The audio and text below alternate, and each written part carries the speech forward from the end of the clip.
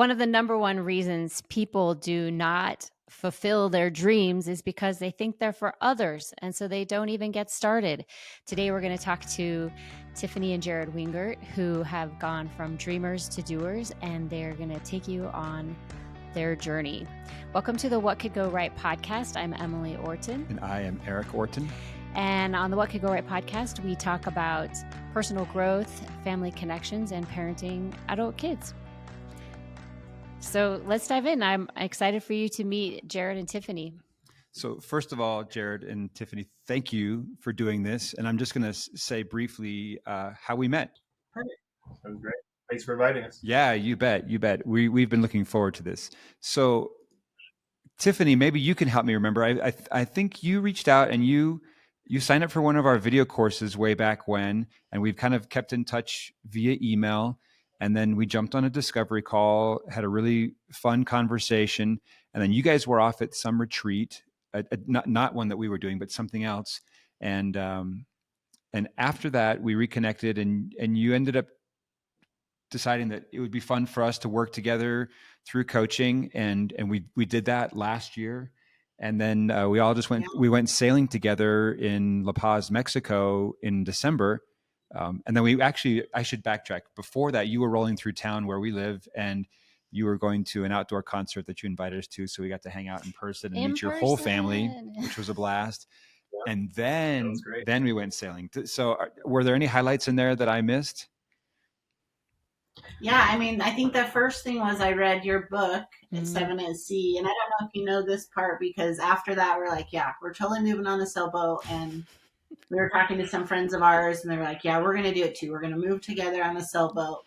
Yeah. And years passed. I kept reading your stuff, and that was the number one goal on our list of New Year's resolutions. No way. I did not know that. So you read our book, and then you were saying, hey, let's go live on a boat? Yeah. So, and that's still a possibility on that list, but that was kind of the start. And then years kept passing, and I would read emails or read things you'd done. And I read your other book, Knock, and had talked to Jared about it. But yeah, and then I think you had offered a discovery call. So I was like, I'm just going to do it. Jared wasn't totally on board. He was totally on board for the sailing. Yeah, and Tiff shared your book with me, and I did that, and I really enjoyed it. And so he's like, I like the sailing part. Yeah. So that's so fun. What a surprise. Well, tell us a little bit about yourselves, your family, like who you are, so our listeners will know. Yeah, we know, but we'd love for more about you. Anyone listening to just get a sense of who you guys are. Great. Well, we've been married for 20 plus years. We've got 7 kids. We live in Washington, Central Washington. We've homeschooled our kids ever since our oldest was in first grade. Yeah. Lived kind of as nomads a little bit. We moved around a lot for school. So we were in Utah, and then South Carolina, Washington, South Carolina, Missouri, and then Washington again.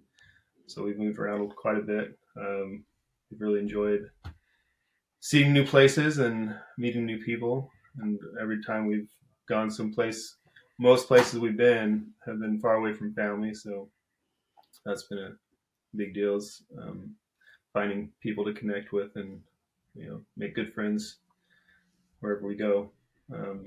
But we've been here for about 5 years in Central Washington. So nice. Anything you want to add, Tiffani? No, I mean, we have one married daughter and a son-in-law, so that's a new adventure. It's really fun actually having married kids. I mean, you guys have a few new married kids, so newly married. Yeah, we're right there with you. Yeah, we are loving it, and I love how you called it an adventure. I definitely see having a family that way, and it's always some new iteration of what our family looks like as we go through different stages. I also loved what you were saying, Jared, about living far away from family for most of your life. You've really been focusing on how to make connections, and that kind of connects actually with the dream that you have, that we were talking about last year when we were coaching. Will you kind of tell us your big idea and where it came from? Sure. It was kind of hard to remember where it came from. Tiff and I were kind of reaching back into the recesses of our memory, like where this all started. when we lived in Missouri, we had land was cheaper there, and we had quite a bit of land, and we would have we'd have parties at our house. In the fall time, we'd have this apple party we'd invite people to, and really enjoyed having a lot of people over and just having that time to socialize with friends. And Tiff and I have always had this interesting fight, this balance that we tried to strike, because I really enjoy having a lot of people in a big group, and Tiff feels definitely more like comfortable the deep, personal connections. And Jared's like, let's invite 200 people. Yeah, I have no problem inviting more people, and every time I mention hey, what's wrong with inviting 200 people? It's like, well, maybe it's too many people, maybe it doesn't fit, maybe it won't be fun because we can't talk to anyone. So it's always every time we plan an event, it's been something like that where we try to find that happy medium, that number that is acceptable for both of us. So anyway, that having events like that, and then moving here to Washington, there was something about the move here that made it harder to make friends. It felt like it was a little more. There's a little more of a wall to break, and we just felt there's, I don't know what it was exactly, but there's a lot of different factors. I guess I know some of them, but there was a lot of factors that came into play that made it more difficult to develop those friendships. And it just felt like there's a lot of people experiencing that same thing, or just a lot more disconnect, a lot more loneliness. And we tried to do our Apple party, and everyone kind of stood around looking at each other, and we're like, okay, we're going to have to change gears here. This is not Washington. Yeah, something's different. Yeah. But along those same lines, so that was one track of the creation of the dream, and the other was that we've always kind of been drawn towards kind of having a homestead or some place that could be an area of land that people could come to and either enjoy a U-pick farm or a petting zoo or something like that. Something that was kind of natural and inviting. And so we've talked about buying more land or finding a home that was on more land, and that we could build something like that. And so these ideas were all jumbled in our heads, and kind of at some point Tiff kind of pinned me down and said, "What are you thinking of? What is your dream? Tell me what you're." And I finally put it into words, and she's like, "I like that." So it was. Well, and I think you're not mentioning, because he'd had kind of this dream and he called it his happy place. Yeah. But he was afraid, like he never actually said it out loud. And so he'd kind of have this in his mind. And then, finally when I was like, what? Like, tell me what you're talking about. And he's like, well, I actually have it all in my head, and it's called the happy place. And like, okay. Yeah, that was an interesting conversation. Like, I actually like that dream. Let's do that. And so that was the first time I said it out loud, and got a good response. That was like, oh yeah, well, it sounds like a good thing. And obviously we know what it is because we've been working with you on it for the past while, but for everyone that's new to it, why don't you take a crack at describe, maybe it's the version that you had at that time, or maybe it's the version you have now, but just kind of for everyone listening, how would you describe what the happy place is? Because I know you were kind of feeling your way towards it for a while, and then you said something. Yeah. You said something out loud. Right. And that was, I think, so to describe what I think it is now is go for it. Yeah. So what we're thinking is some kind of venue where people can come to, and kind of our focus would be connections to help people make stronger connections, growth where they have an opportunity to improve themselves, learn more, develop some skills, some knowledge, nature, something with nature, gardening, or we cooking classes from being out and learning how to do this skill of gardening, and then cooking for people. And so the way we classified that third element was peace. So connection, growth, and peace are kind of the focus of this venue, and and the elements of it are still fluid. Yeah, still fluid. That's a good word. Give us some of the choices on the menu. Because it's pretty compelling stuff. So it would have a venue that would be kind of like a barn that would be large enough for like a wedding gathering or a party or family reunion type gathering. We used to do in Missouri some English country dancing, and it was awesome. You could have a ton of people. No one had to know how to do it because there was a caller, so you just come and they would tell you what to do. And so we thought, that would be fun. Like kids or adults or families could all do something like that. The full spectrum of age groups would come together and dance together, and it was really kind of cool. So something like that.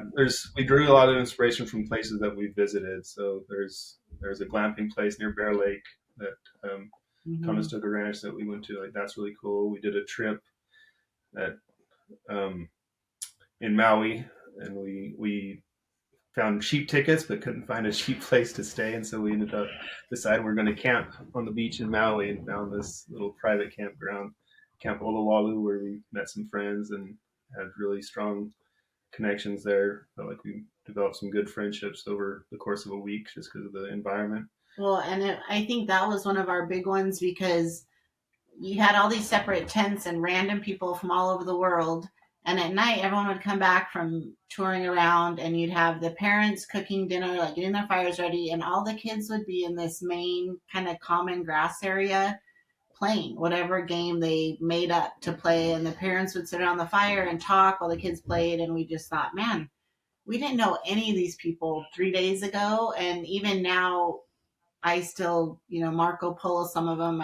My youngest has a friend and actually ended up not living far from us. But that was kind of one of the biggest ideas, was just how can you have these strangers after a couple days who just really connect? Mm-hmm. And it's like family, and you have this strong community. And so that really influenced. We want to do something like that here, and trying to figure out what is that and what's that look like. So there's several other places that became our inspiration, that gave us some ideas of elements that we'd want to have. So other elements that we would include would be, like you said, a kitchen that we could have cooking classes, as well as it would double as a restaurant that people could come to and have a different kind of restaurant experience, where either you're cooking the dinner together or you're sitting at tables with strangers and getting to know people that you didn't actually come with. And there would be a stage where there can be performances and live music. And we always love music. Has been a big part of our lives, and we really enjoy,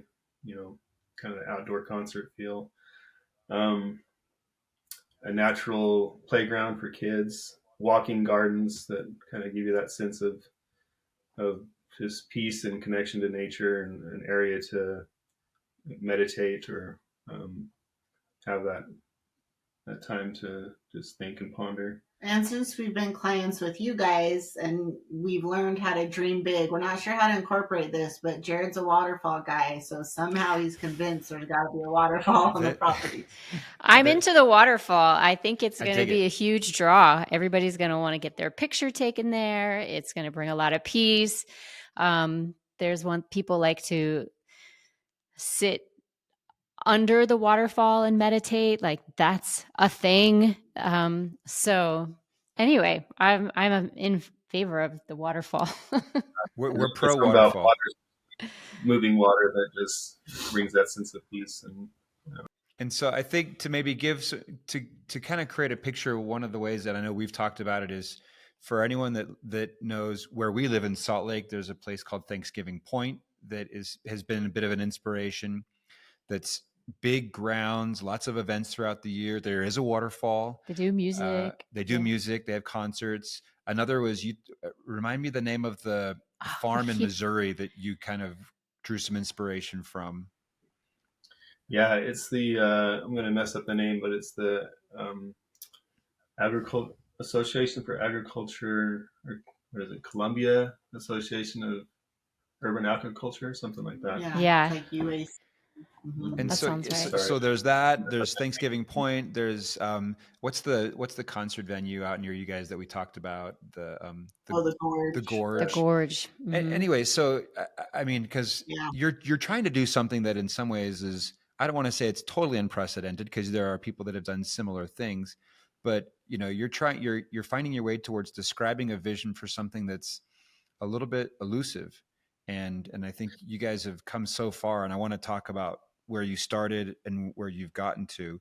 But I think just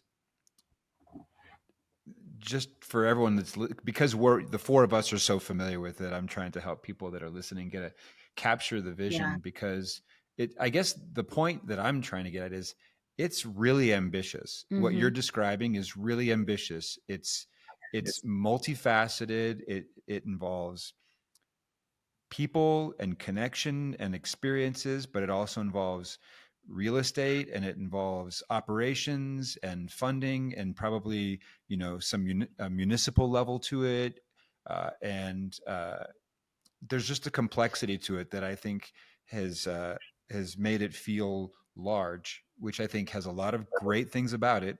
It's a big, daunting goal, but it also is something that is big enough that it's going to need the help of a lot of people to pull it off, which makes it inspiring, I think. Well, I think it's as big. You have this big heart, and at the heart of it, it's very simple. It's to fight loneliness, right? It's just to connect people. And so keeping that center makes all this other stuff, administrative stuff, that's just kind of the details required to get there. So let me go back, because this is something that you sat on for a while.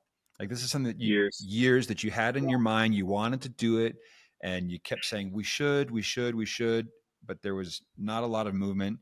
So talk to us about that, and then kind of what got you going. Well, like you said, daunting is a good word. Paralyzing is another one. Just spoken like a true anesthesiologist. So just feeling the size of it, just like, okay, are we doing it? Do we do this on a small scale? Do we make it somehow different? But yeah, not knowing where to start or how to tackle something this big was kind of like, okay, how do I do this? What do I do? I'm probably not the right person for it. All those negative self-talk kind of ideas kind of came into play. Well, I mean, if we're being totally practical, how it started was I had heard you were doing coaching, and I was like, Jared, I think we should do this. And he was like, no, if they cut the price by half, we'll do it. And I think he just said that knowing you would never do that. Oh, I didn't. He was like, this is my out. Like, no, I could do it for this price. And really then call me out here. Yeah. No, I know you're totally a half price fine. guy. You've told me. I told you that. Yeah. And so then he was like, we were at this retreat because we'd kind of had these ideas and not really moving forward. And we went to a retreat in St. George, just a couples thing. And it was actually for people that were trying to start retreats and wanted to practice. Mm-hmm. And so they had people come, and my sister was a friend of theirs and said, hey, you might want my sister. She's looking into doing something. And so they let us come. And while we were there trying to figure out, would this be how we want to set up this thing?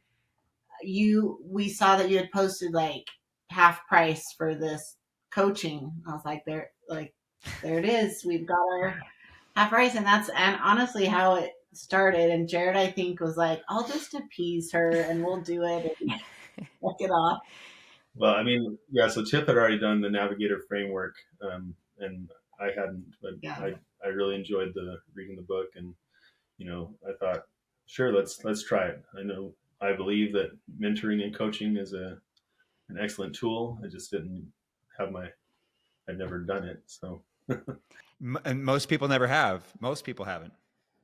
Yeah. So kind of had my doubts, like what good is it going to do that I can't do myself? What value is it going to get somewhere else out of reading a book or watching a podcast or something? Absolutely. I totally get that. So then we met up and we started talking. And what were some of the first steps that you felt like really were getting traction for you? Some of the things that you guys did?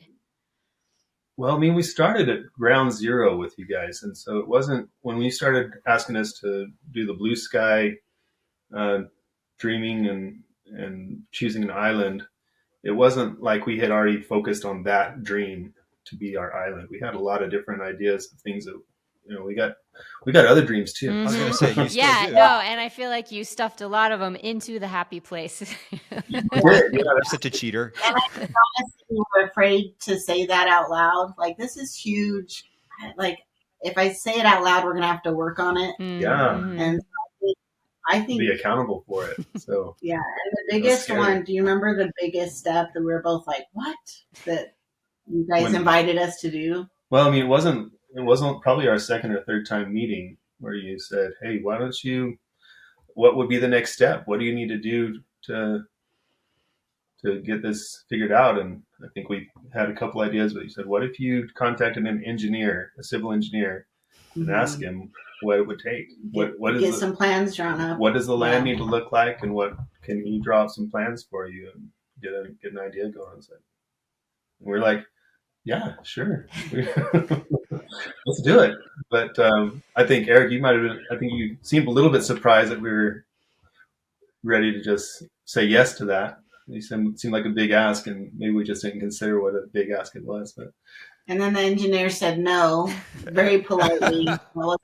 Like, oh, that's the shortened version of the story. We had an appointment that they forgot about, and then we contacted him again. We did not have credibility at that point. That's true. He's like, well, you guys don't even have a piece of land that you're talking about.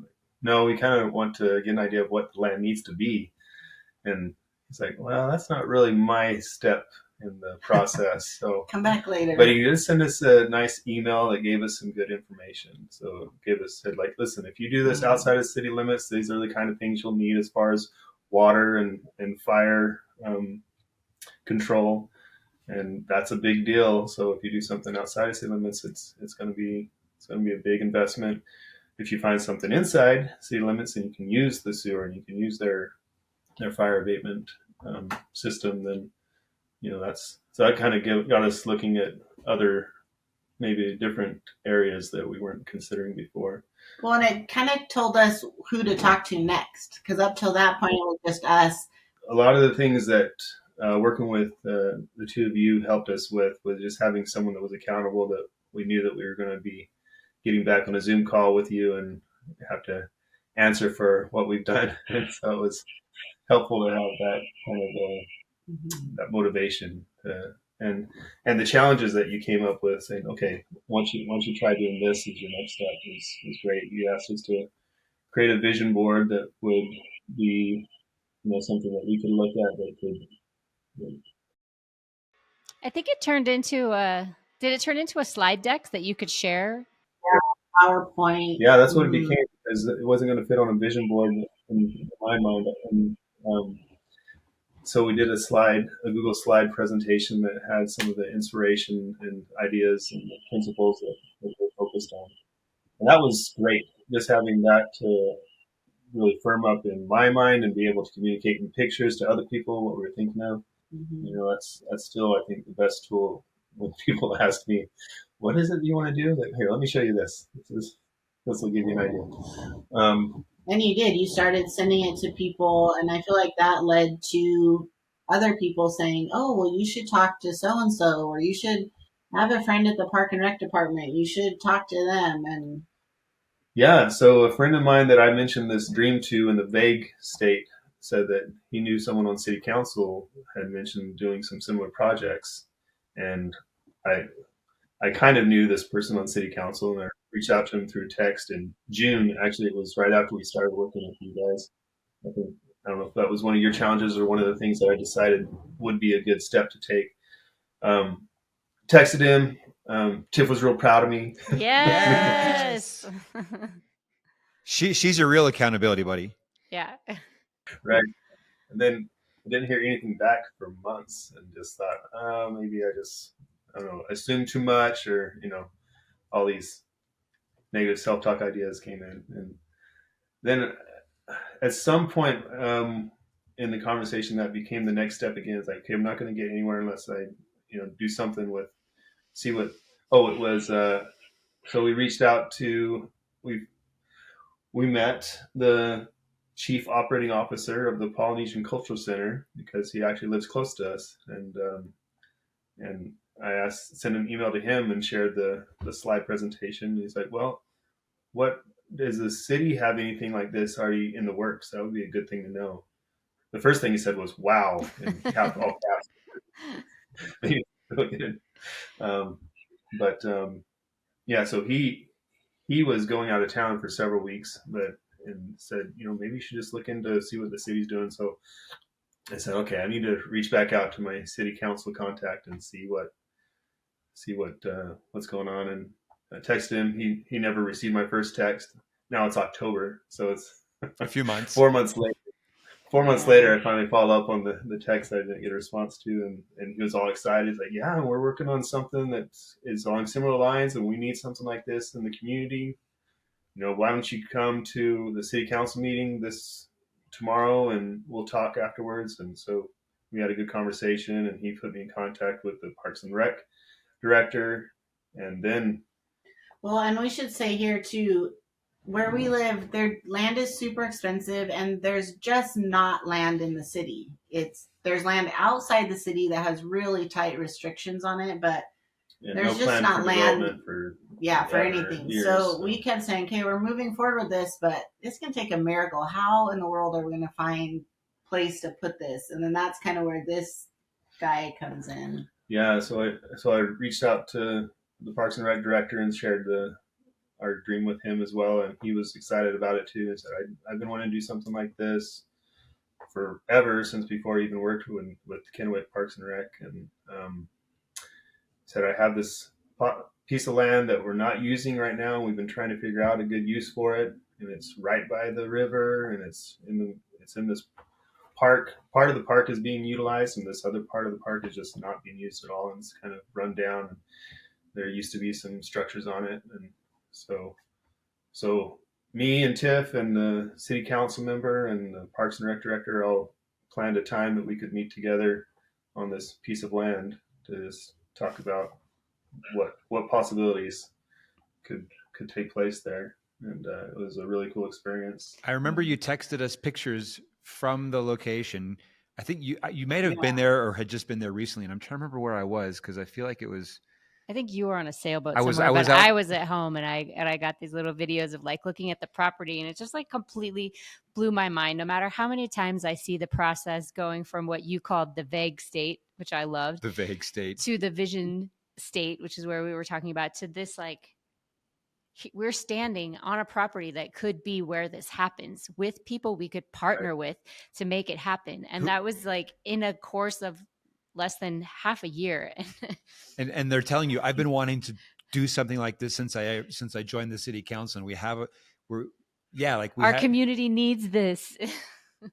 Right. Yeah. That's everywhere we turned. We just saw people that were supportive and excited, and either giving us good advice and good direction, or saying they want to jump on board and be a part of it. So it's just like really encouraging.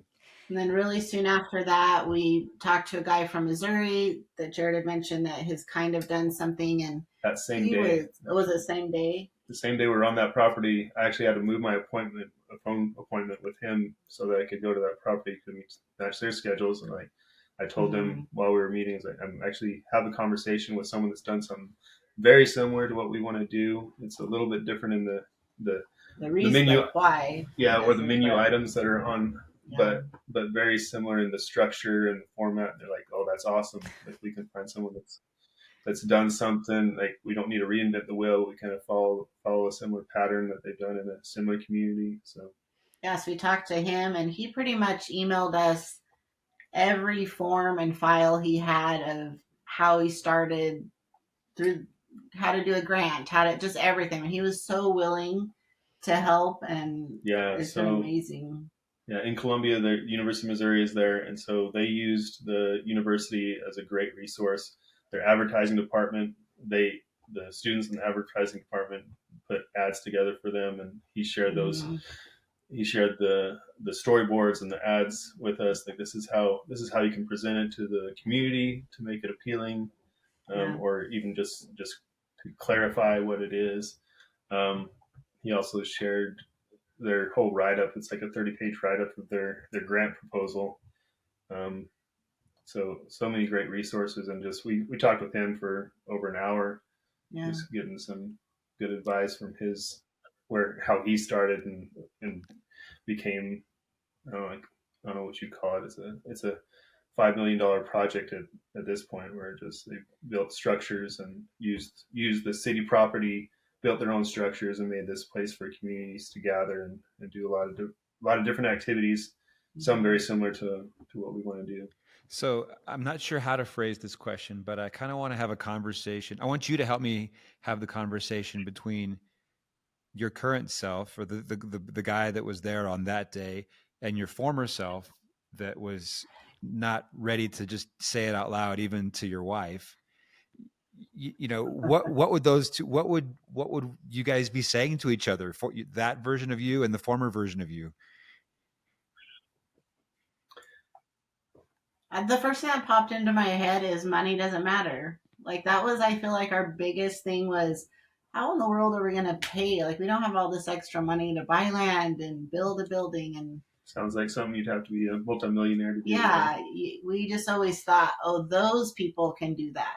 And this was, I think, our current self is like, yeah, we have no idea still how we're going to pay for this, but we've realized that once you kind of get in that current, you just meet people, and somehow someone volunteers a piece of land. Like, hey, I have a piece of land. Why don't you use this? And maybe we can work out an agreement, or, it's just, and so I feel like that was a huge obstacle to get over, was just throw that out and just don't work on that part yet.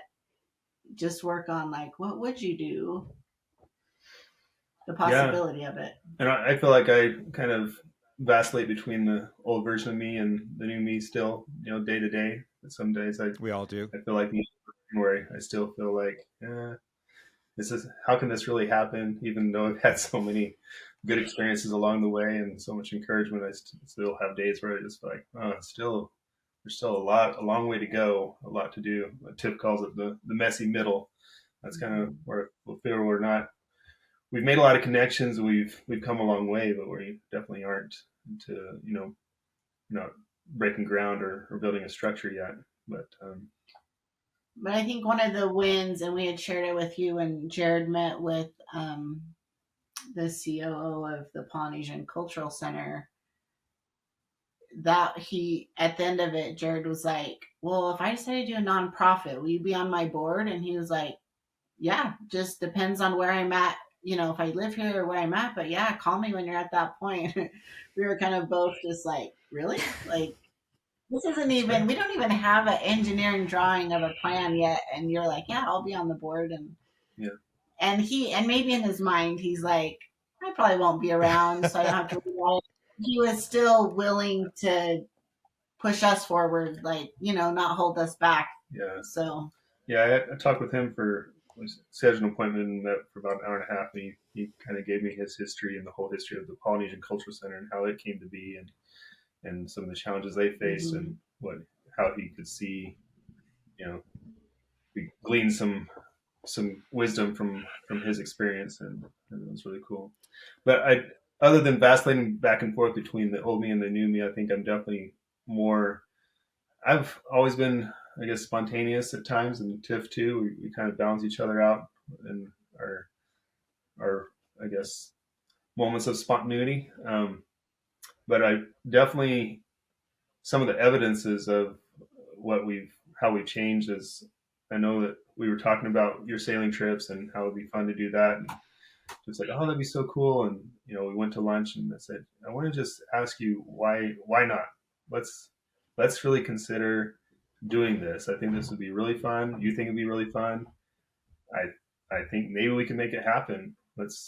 And before we were just, it was one of those things that we would just say, oh, that would be fun. Someday we'll do that. Yeah. Someday. Yeah, someday. But that, and, there was another big trip that we took to Guatemala as a humanitarian trip that we hit a lot of obstacles along the way that could have been deal breakers. And those two trips were pretty close together. Like we went sailing in Mexico, and then I think you were home for a few days or maybe a week, and then you took your next trip. Yeah. Which was another reason we're like, oh, we couldn't do that because, we got this Guatemala thing coming up. We can't go to Mexico 2 weeks before and that. It's Christmas, there's Christmas and all this. So we can't let our life get too awesome. Right. That's right. So there's a lot of things that we just stop saying no to and just start saying, well, why not? What, like you say, what could go right? And asking ourselves, do we really want this? Like some things I think we would say, but we really didn't want it. Mm-hmm. And other things, it just kind of helped us be like, okay, do we really want to do this? If we do, then let's go for it. We might not make it, but let's just go for it and see what happens. And it's opened up a lot of opportunities, I feel like. And we had talked about this earlier too, just with our family. For me, Jared does all the phone calls and all the emails to people. That's just not my thing. And so for me, probably the biggest change was just our family. Every January, so New Year's Day, at least since we've been here, we go to this really remote camp in a cabin that doesn't have anything except a wood burning fireplace. And we would do New Year's goals. And so when I started doing the Navigator's Framework, I did that with my kids and my family New Year's Day. And it was okay. Like they had a hard time writing real dreams down. I mean, they wrote some things down, but then a few years later, they weren't thinking big. No, it wasn't thinking big. It was like learn to catch a football. And that's great. Like for little kids, that's a big deal, but for me, it just wasn't anything really inspiring. And so then a few years later, it was when we were working with you guys and kind of talking to them about the happy place and these things we wanted to do. Then I did the activity again and was like, all right, let's sit down and write all your dreams. Like, don't eliminate anything. And they had some bigger dreams, and it was just really cool to see how our family was changing because of things that we were trying to do. Yeah, I think the kids seeing us follow through on some of our dreams that gave them, I don't know, permission or a good example to follow, or just the feeling of the culture was different in the home. So. Guys, that's huge. That's such that's a big deal. Huge right there. And when Emily and I talk about this, we talk about it as double return parenting, because you guys are doing the things that you want to, and it's specific to you. It's not like Emily and I don't have a desire to create the happy place. You do. But you're doing the things that light you up. And as you do, and first of all, you're building credibility with yourselves. At least that's been my observation, is that you went from being dreamers to doers. And those were your words. You told us that's how we've changed. We do the stuff now. And as you've done that, I see your credibility and confidence with yourselves increasing. Not that you weren't unconfident people before. You guys have been amazing all along. And this is just a complete level up. And then to see it rippling out to your kids and seeing them feel like, oh, what else could I do? Or how could I go bigger? So first of all, thanks for sharing that. I actually want to bring it back to that also, because these things you're talking about, like 4 months between getting a text message back or following up, or some of the steps are going to be really long arcs, right? Cultivating a relationship with the parks or the city council. Like it's going to be, there's going to be some time between, like you said, when you're actually breaking ground. And so we talked about how sometimes that it's exciting to get that email or have that conversation, but it sometimes feels like we aren't really doing anything. And so I remember Eric had invited you guys to another challenge, so that you could feel that one-on-one connection or create an opportunity for neighbors to connect prior to the complete and full realization of the happy place. So can you tell us a little bit about that?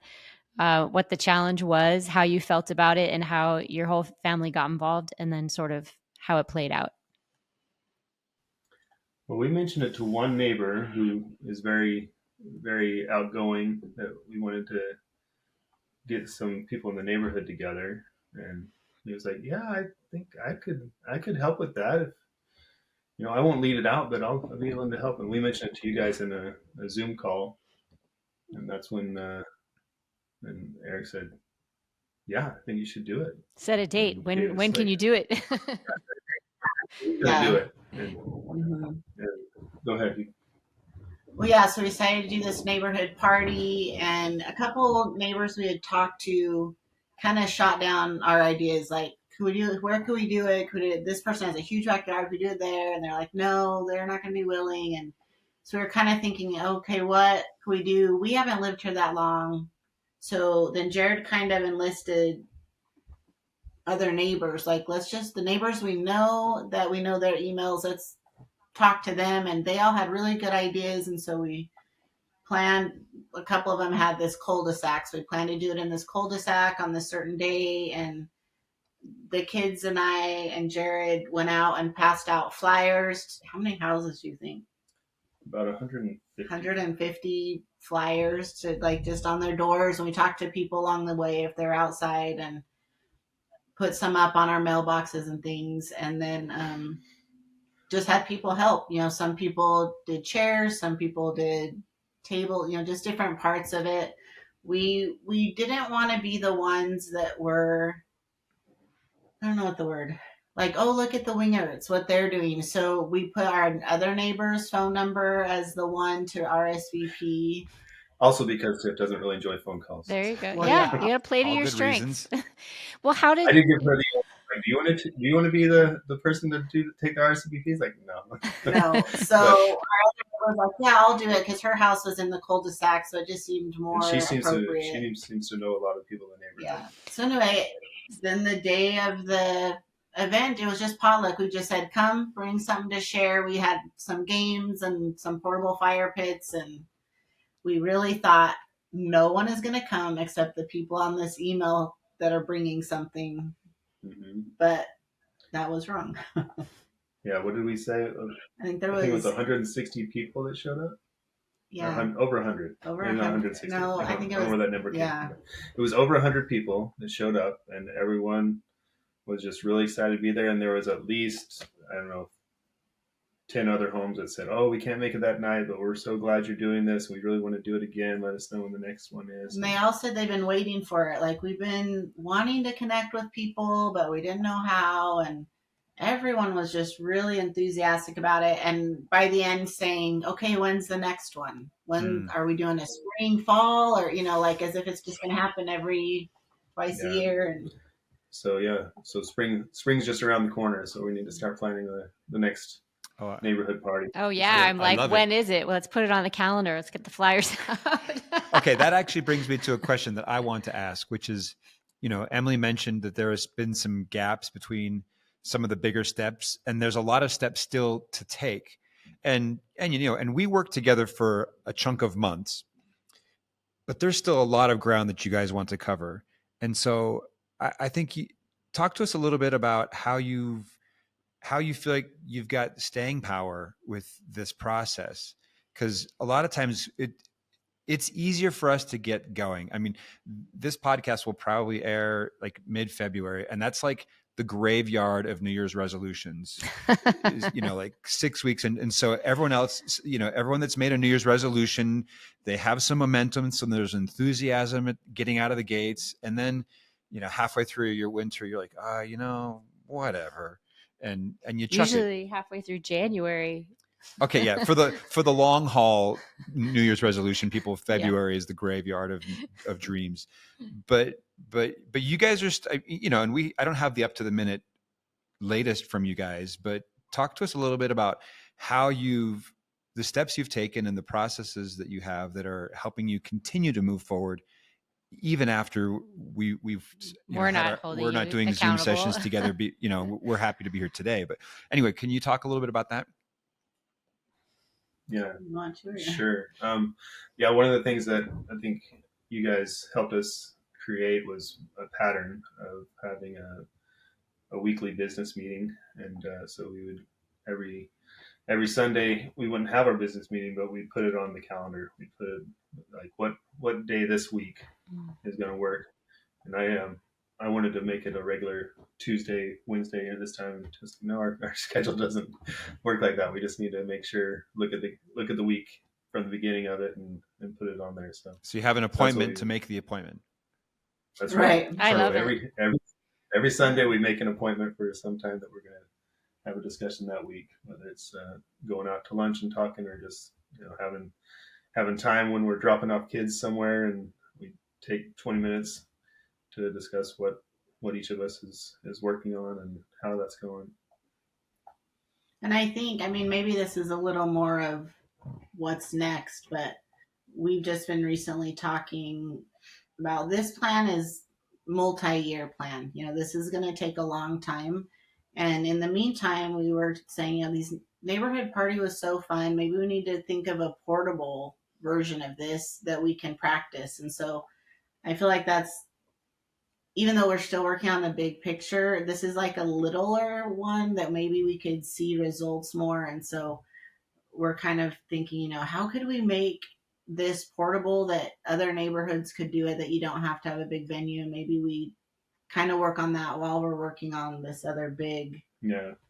Because we're definitely still in the creation process of content. We get this kind of venue. What is going to be the content of it? What's going to make it different? What's going to make people want to come here and connect where they don't connect at a city park? What's different? So we're definitely still developing that and having just educating ourselves. I think moving forward, we're education is a focus, making sure that we're learning how to build these kind of things and connecting. So education, connecting with people that are in the same frame of mind and have similar dreams that we can incorporate with and that are supportive and help us build something. Yeah, I think just talking about it keeps it going, because even just last night I was at an event and I don't know how it came up, but I was telling a lady there about it, and she was like, "Oh my gosh, we're trying to put together something." She has a autistic child, and she said, "There's a whole group in our community that's so isolated, we can't do anything in the community. And if you could incorporate that in your happy place, a way that was safe for special needs or autistic family members to go and not worry about their safety or not worry, have different sensory things." And so that kind of got me good thinking, like, oh, we hadn't really thought about that group of the community. And yeah, go ahead. Same thing when I was talking to the COO. He was saying he's retired and he sees this need for people that are retired, the elderly population, that they don't have this sense of connection or this place for connection. And I think when we started this, we were all thinking about how can we help families be more connected. That's the stage of life we were in. We had families, and that was our focus. Okay, what can we do to strengthen families? And I think that's still important. But we're learning so many other subgroups, different pockets of people that we hadn't considered before as being in a special need bracket, I guess, for something like this. So you see, there's definitely a benefit for a wide spectrum of populations. So as you're meeting, the two of you meet weekly, and as you continue to talk about it, new ideas for how it could evolve open up. It sounds like you're meeting additional people that can help, or resources, and just that it continues to grow, even though there's a lot that's what I'll call underground. That's just, the root systems are building themselves, and you may not have a lot above ground just yet, but it's continuing to get nourished. But I also think this is so genius what you're talking about, essentially taking your block party and creating some kind of template that you can replicate in other neighborhoods around the area. First, it's going to be hitting that dream of helping people connect immediately. And it's also going to kind of train them up to be doing those kind of things, right? And then as you are in the community doing this work, it will just be the natural and obvious progression as the happy place emerges and unfolds and rises from the dust from the riverbank. And that everybody will know what it is.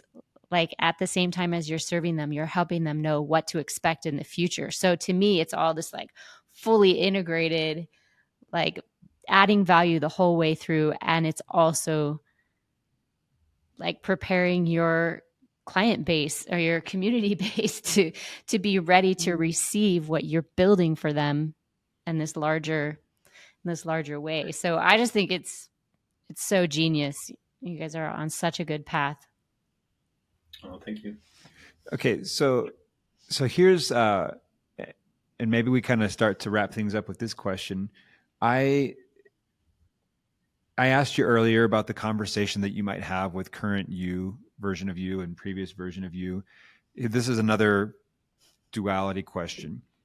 What's the difference in the feeling between talking about it and doing it? Mm. How does that feel in yourselves, perhaps in your relationship, in your home? Just talk about that, because both have challenges. Mm. Yeah, I would say for me, whenever I shared this dream with Tiff years ago, and she would bring it up. So what are we going to do about this? And it would kind of just give me a sense of dread, or I haven't done anything about it. I don't know what to do about it. So just that feeling of I don't really want to talk about it. That's why I didn't share with you. Didn't want to be held accountable to this. So doing it, definitely gives us a sense of confidence, that we are moving forward. We've made steps, and this is starting to become an inevitability. Inevitability. It's a lot of syllables. It's becoming inevitable that something will happen. Some fruit will be come to bear from these efforts. So it's after talking with so many people, I've got a lot of connections that are helping and keeping me accountable. That tonight's my first Parks and Rec meeting. I'm going there this evening. All right. So yeah, that's one of the things that we're working on to help move forward, and that's a fun step. I want to hear how that goes. Yeah. It's like official now. Right. But I think too, I keep telling Jared, and even not just with this dream, but even just saying yes to other things along the way. Like, I feel like we're just becoming more of our true self, because like Jared said, he would just dread it before. And now when we were in Guatemala and he was working with these groups of people, and he was just so alive. I feel like he just felt alive. And I feel like that's what it's like. Whenever we start to feel stuck or frustrated, we know that we've kind of gotten off the path a little bit. Like, okay, we're starting to let doubts or whatever creep in, and when we're actually doing it, it just feels more like who you're supposed to be. Like you're letting your real self come out and just be alive. Yeah, it's something about growing into that potential that you have, but sometimes you just feel stuck and don't know how to get there. That's so great, guys. That's so great. I have a quote that I want to share that you sent me from Christopher Reeve. And I think we might want to end there. And so before we get there, is there anything else, Emily, that you want to ask, or anything else that you guys want to talk about? Like, what advice would you give to someone with a big vision but no map for how to get there? Maybe you were counseling them, they came to you. My advice would be to share it. To share it with people that can encourage you and be a kind of a cheerleader. Yeah, definitely a cheerleader for sure, but also kind of a personal trainer. I think that's kind of how I saw you guys as we were working with you as our personal trainers. Like, that I'm going to go do this. Mostly for the physique, but also no. But also just you held us accountable. We knew that we had that appointment. We knew that you were like, hey, I think you can do something. We can push you to do something more. So I think that was so helpful as far as our growth, was just to get us in the habit of doing it, and also encouraging us to take the next step, those big steps, and believing that we could do big steps, and having that appointment that we're going to come back and we're going to talk about what you've done, and you're going to be, and even when we felt like we hadn't done a whole lot, you guys were so great to find those little wins that, you guys were little things that we didn't consider We're like, big what are we going deals. to talk about this week? We haven't done anything. And then after talking, be like, oh, we actually did awesome. do a lot. Yeah. You guys were so excited about little things that we did. Like, oh, yeah, that's cool. Well, you could tell like that the mindset was shifting, And it's so easy. And Emily and I struggle with this, which is why we have coaches from time to time, because we are blind to our own progress so often. And I think one of the things that the four of us talked about, this is Dan Sullivan, who's an author and teacher, and he talks about the gap and the gain. And so often we're looking for, when we're the ones that are doing it, we're looking forward at all the things that are yet to be yet to be done, yet to be resolved, yet to be figured out. And we very seldom look backwards and see how far we've come. And sometimes we just need another person who's not us to point out, hey, turn around and see how far you've come. And we loved being that for you guys, to be like, we haven't talked for a few weeks and we get in a session. We're like, look at all the stuff that you've done, because it's just hard for us. We're the same way. It's hard for us to see all the progress, and you guys just did such an amazing job, and you made it easy. To find those nuggets. It's so awesome when you're willing to work together, because then you have that built-in accountability buddy, right? I loved how you said it was great to get on to like get the vision laid out, start to crystallize it a little bit, get a vision lock, and develop the habit of accountability. So I loved the time we're like, we can keep working with you, but you have these habits in place. We call them setting your autopilot, right? You have set it up so that you are self-propelling, right? Between each other and then now all these other people that you're in contact with who share the vision. So that's so fun. I love it. And I'll say this, that also, one of the reasons when we invited you guys to talk, you were kind of like, oh, well, we haven't done anything yet. Yeah. You haven't finished the big thing. Well, I'll say two things. Hopefully, what we hope everyone gets out of coaching with us, or whatever we share, is that you guys get that you have something, a system or some skills that you can apply over and over and over again throughout your lives on different things that you want to do. Because I know the happy place isn't your only dream, and you guys have said you have other ones, and the idea for all of us is that once we do one thing, we feel capable and confident to do the other thing, and then the other thing, and that it's never just a one-off. It's kind of like you said, I love the personal trainer examples. Like, the goal isn't to just get in shape once. The goal is to get in shape and stay in shape and become stronger and agile and flexible, so that our bodies can do more and more things. And so I think, one, that this will just be the first. And the other thing I was going to say is that you're not there yet. You talked about it being the messy middle. And did you have something you wanted to chime in with? Oh, I was just going to say, when you talked about everything that we offer, whether it's in coaching or not, I mean, for me, even the reason that we named this podcast, What Could Go Right? So even if somebody sees it but doesn't listen to it, they will take away like a tool they can use just by reading the title. It's like, what if I thought about that question for a while? Like, even if they don't peek inside, we're trying to be like, offer a little something. So Tiffani, you sent us this quote, and I can't remember, I don't have the text in front of me, but I have a picture of the quote, but it was kind of, you'd had a win that day. And so you might need to refresh my memory, but it says, so many of our dreams at first seem impossible. Then they seem improbable. And then when we summon the will, they soon become inevitable. Christopher Reeve, the original Superman. So first of all, I love that you have this written up. It looks like on a board in your home. Is that right? Yeah. And what does this quote mean to you? And how does it help you and your family? I don't know. It feels like it's exactly our journey, because in the beginning it was just like, oh, we have this crazy idea.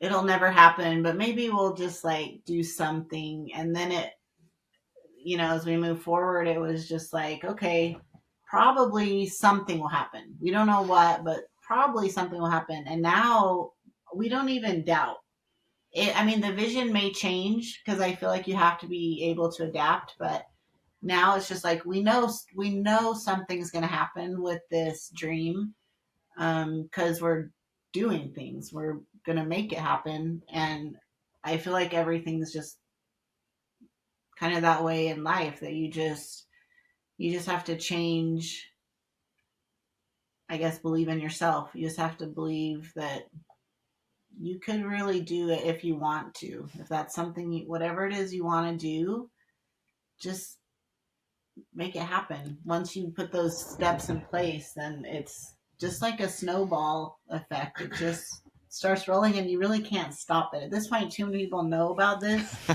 And so I think it would be hard to actually go back and be like, never mind, we decided we're not doing this. You're strapped to the front of this train. Yeah.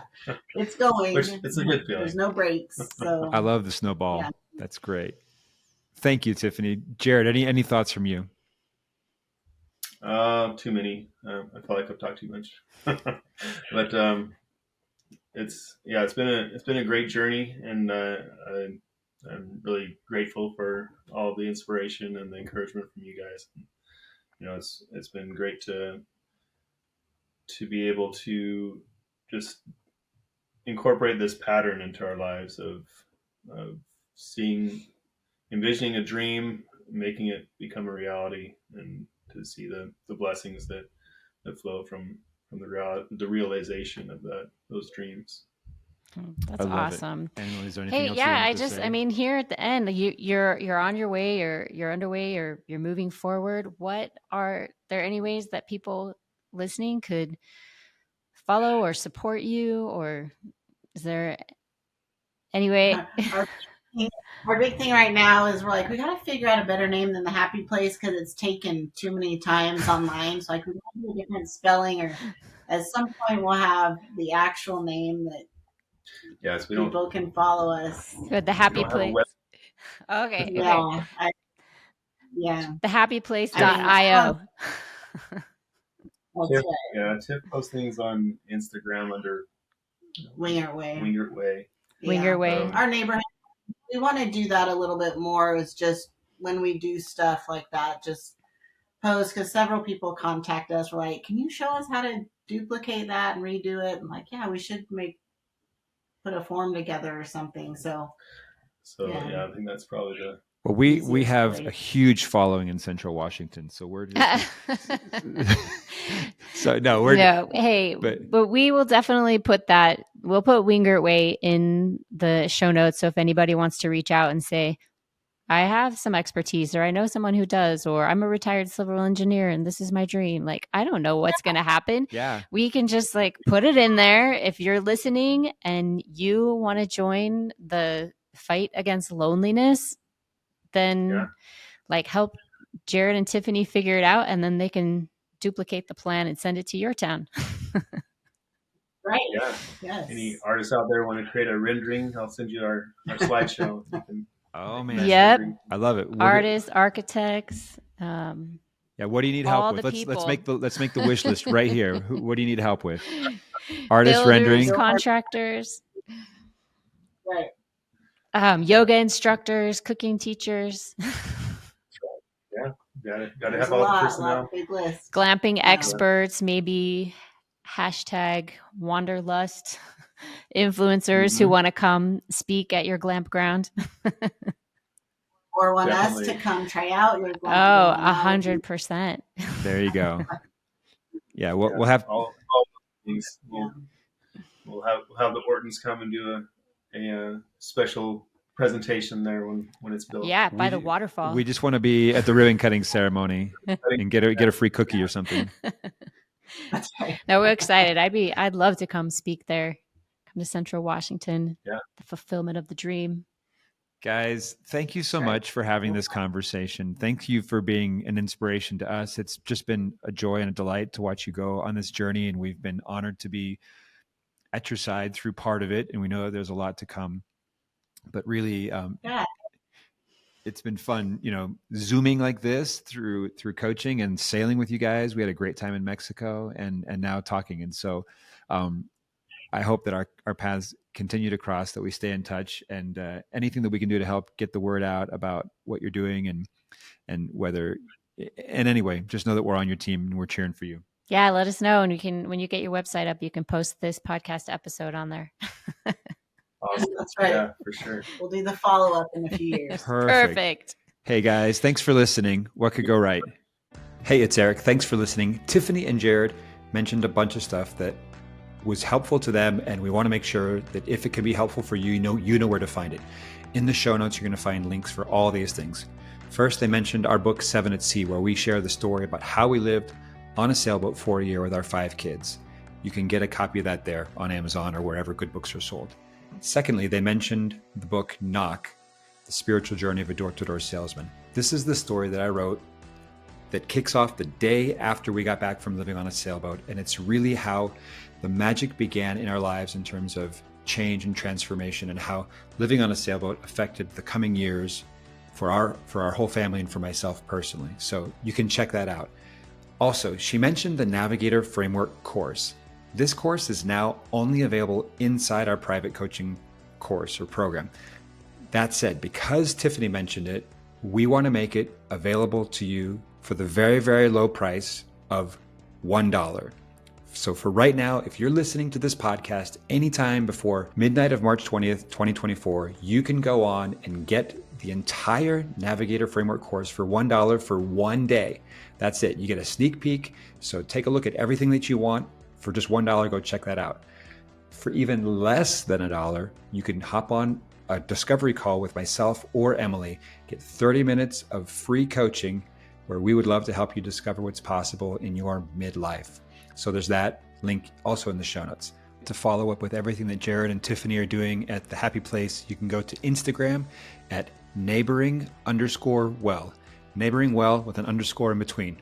Lastly, after coaching together, Jared and Tiffani went sailing with me in the Mexican Riviera in the Sea of Cortez. And I want to share a clip with you from that trip. We're sailing back. It's the last day. We're about to arrive at the dock and end our trip in about 30 minutes. And so they share some of their takeaways from that experience, and I want to share that with you. So enjoy. I think some of the highlights was the snorkeling. Beautiful fish we got to see. I mean, the weather's been perfect. The temperature of the water has been amazing. The clarity of the water has been amazing. I didn't expect it to be as good as it is. It's really surprised how beautiful it is. And even just to get up, walk out of your room, jump in the water, be outdoors right outside your room. Just I have so many adventure choices within jumping off the deck. Yeah, just very, very free. Just having that freedom just to do whatever you want to do. The top few things that you really want to remember from this trip, what do you want to take home? Just the fact that we did it, because then it makes it we could do other things that seem, because when we wanted to do this, I don't know how many years ago we wanted to do it, and just the fact that we decided and came out within a couple months, it wasn't like we did this huge planning and all. It was let's just do it. And so then it makes you think, man, we could really do what else is there that we haven't put on the list that we could do. And don't you think that was a lot about the mindset we were in, and working with you guys really helped us kind of open up our mind to what could go right. Let's not just say we can't do it. Let's see, maybe we can. How can we do it? So it's almost like a why not. Unless there's a really good reason why not, let's go for it. If it's really something we want to do. Yeah. And if there was somebody else that you were talking to that said, hey, we're thinking about doing this, what would you say? What would you tell them? I'd say go for it. Do it. Don't tell me why not. Just go for it. If you really want to. Yeah, if it's something you really want to do. And I think the hard things about it were just as important as the really fun days. You learn a lot about yourself with what kind of things you struggle with, you know, getting out there or while you're here kind of tells you a lot. And I feel like then it's even better to go home and be like, all right, I didn't like how I handled that. You know, what do I want to work on? Or I really like that. I want to add more of that into my life, you know? So I feel like people it's just beneficial. Not just like the week you're there, but then going home and moving forward, you know, the things that you learn and that you maybe would implement just in daily life, I think are important.